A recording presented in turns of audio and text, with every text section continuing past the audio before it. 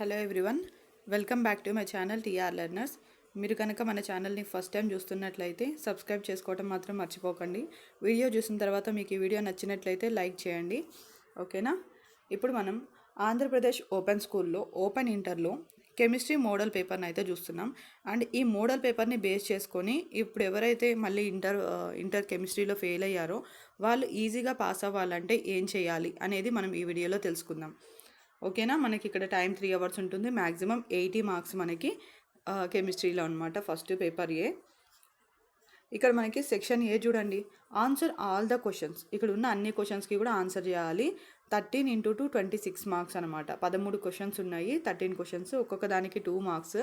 26 marks మనకి section ఏ నుండి వస్తాయి. ఇక్కడ మనకి చాయిస్ లేదు, అన్ని క్వశ్చన్స్కి ఆన్సర్ రాయాలి, ఓకేనా. టోటల్ 13 క్వశ్చన్స్కి కూడా ఆన్సర్ రాయాలి. ఇక్కడ చూడండి, right the empirical formula of C6H12O6. Second question, calculate the formula mass of NaOH. Third one, what is electronegativity. Fourth one, define Avogadro's law. Fifth one, what is osmotic pressure. Sixth one, draw the structure of CSCl. Seventh one, what is the equation to relate standard Gibbs energy change and equilibrium constant K. Eighth one, define pH. Ninth one, what are the soft water and hard water. 10th one, write the electronic configurations of the elements with atomic number 24 Cr and atomic number 29. 11th one, write 2 uses of acetylene. 12th one, what is BOD. Write the chemical structure of paracetamol. Section B కనుక చూసినట్లయితే answer any 6 of the following questions అని ఇచ్చారు. ఇక్కడ మనకి 6 × 5 30 marks. ఇక్కడ మనకి choice ఉందన్నమాట, ఓకేనా. ఏవైనా 6 క్వశ్చన్స్కి ఆన్సర్ రాస్తే సరిపోతుంది. ఒక్కొక్క క్వశ్చన్కి 5 మార్క్స్, 30 మార్క్స్ అనేవి మనకి సెక్షన్ బి నుండి వస్తాయి. అండ్ మళ్ళీ ఇక్కడ చెప్పేది ఏంటంటే, మనం 2 మార్క్స్ క్వశ్చన్స్ అయితే వాటికి మనం మ్యాక్సిమం 4 to 5 లైన్స్లో ఆన్సర్ రాయాలి, ఓకేనా. అలా రాసినప్పుడే మనకి 2కి 2 మార్క్స్ అనేవి వస్తాయి. అలాగే ఇప్పుడు మనకి సెక్షన్ బి అనేది 5 మార్క్స్ ఉంది. 5 మార్క్స్ అంటే దానికి మనం మినిమం టు మ్యాక్సిమం అంటే 10 to 12 లైన్స్లో ఆన్సర్ రాయాలి, ఓకేనా. అంటే ఏంటి, మనకి ఇచ్చిన మార్క్స్ని డబుల్ చేస్తే ఏ నెంబర్ అయితే వస్తుందో అన్ని లైన్స్లో ఆన్సర్ రాసినప్పుడు మాత్రమే మనకి ఫుల్ మార్క్స్ వేసే అవకాశం అనేది ఉంటుందన్నమాట. దాని ఆన్సరే చిన్నగా ఉంది, ఇంకా దాన్ని ఇంకా ఎలాబరేట్ చేయడానికి రావట్లేదు అని అనుకున్నప్పుడు అది వేరే కేస్. అట్లా కాకుండా మనం రాయగలిగినప్పుడు మాత్రం దానికి మినిమం మనకి ఎన్ని మార్క్స్ అయితే ఉన్నాయో ఆ మార్క్స్ని డబల్ చేస్తే వచ్చే నెంబర్ అన్ని లైన్స్లో ఆన్సర్ రాస్తేనే మనకి ఫుల్ మార్క్స్ అయితే ఏ సబ్జెక్ట్లో అయినా సరే వేస్తారు, ఓకే. మనం సెక్షన్ బి చూద్దాం. ఇక్కడ ఏవైనా 6 క్వశ్చన్స్కి ఆన్సర్ చేయాలి. ఏమేం క్వశ్చన్స్ ఉన్నాయంటే, 14th one, calculate the composition percentage of Fe and O in Fe3O4. 15th one, derive ideal gas equation. Important question idi. 16th one, derive the equation to relate enthalpy change and internal energy change.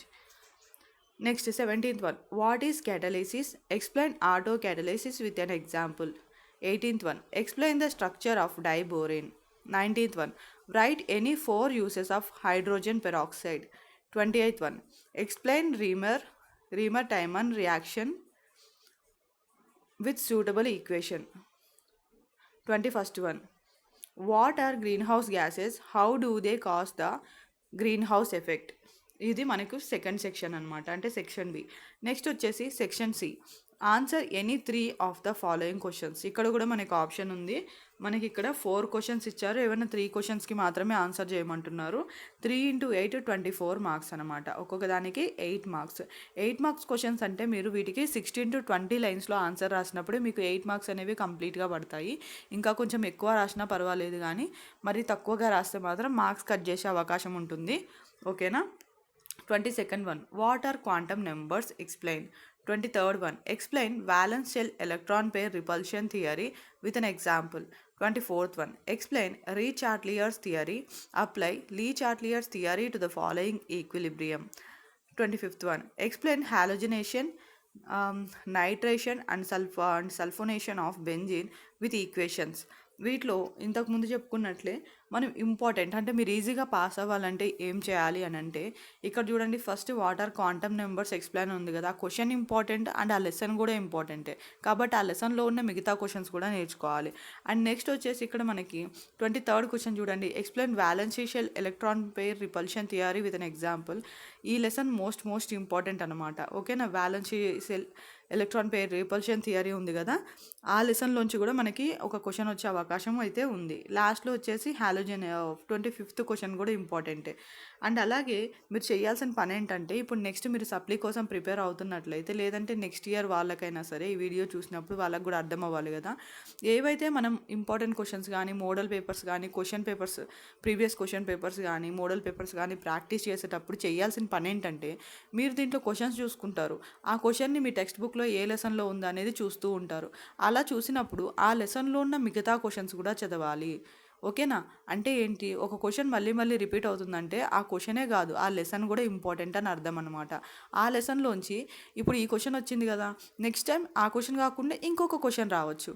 కాబట్టి మీరు ఈజీగా pass అవ్వాలంటే మీరు చేయాల్సిన పని ఏంటి, only model పేపర్స్ని and previous question పేపర్స్ని మాత్రమే బట్టిఫై చేయకుండా ఏవైతే క్వశ్చన్స్ ఉన్నాయో అవి ఏ లెసన్లో ఉన్నాయో ఫైండ్ అవుట్ చేస్తారు కదా వాటి ఆన్సర్స్ నేర్చుకోవడానికి. అప్పుడు ఆ ఒక్క క్వశ్చన్ మాత్రమే కాకుండా దాంట్లో ఉన్న మిగతా క్వశ్చన్స్ కూడా మీరు చదువుకునే ప్రయత్నం చేయాలి. అప్పుడే మీరు ఈజీగా పాస్ అవ్వగలుగుతారు. నాకు కమెంట్ చేస్తారు మ్యాథ్స్ అండ్ కెమిస్ట్రీలో ఫెయిల్ అయ్యాం అండ్ దాంట్లో ఇంపార్టెంట్ క్వశ్చన్స్ వాటి ఆన్సర్స్ కూడా చెప్పండి అని చెప్పేసి. ఓకేనా, మీరు చేయాల్సిన పని ఏంటంటే వీటి ఆన్సర్స్ కూడా మీకు మీ టెక్స్ట్ బుక్లో మీ లెసన్లోనే ఉంటాయి. ఎక్కడున్నాయి అనేది మీరు ఫైండ్ అవుట్ చేసుకోగలిగితే రేపు ఎగ్జామ్లో కూడా మీరు ఈజీగా రాయగలుగుతారు. ఇప్పుడు దాంట్లో ఎక్కడుందనేది ఒక్కొక్క క్వశ్చన్ నేను ఫైండ్ అవుట్ చేసి చెప్తా. అంటే ఏంటి, మీరు ఆ క్వశ్చన్ని మాత్రమే బటిఫై చేస్తారు తప్ప ఆ లెసన్ మీద మీకు ఒక నాలెడ్జ్ అనేది ఏర్పడదు. అలాంటప్పుడు మీకు ఆ సబ్జెక్ట్ మీద నాలెడ్జ్ ఉండదు. జస్ట్ ఆ క్వశ్చన్ని బటిఫై కొడతారు, దానికి వెనక ఏంటి ముందేంటి అనేది తెలియదు. ఓకేనా, అంటే అది ఎక్కడి నుంచి వచ్చింది ఎలా వచ్చింది అనేది తెలియదు, దాని తర్వాత ఎట్లా యూజ్ చేయాలనేది కూడా తెలియదు.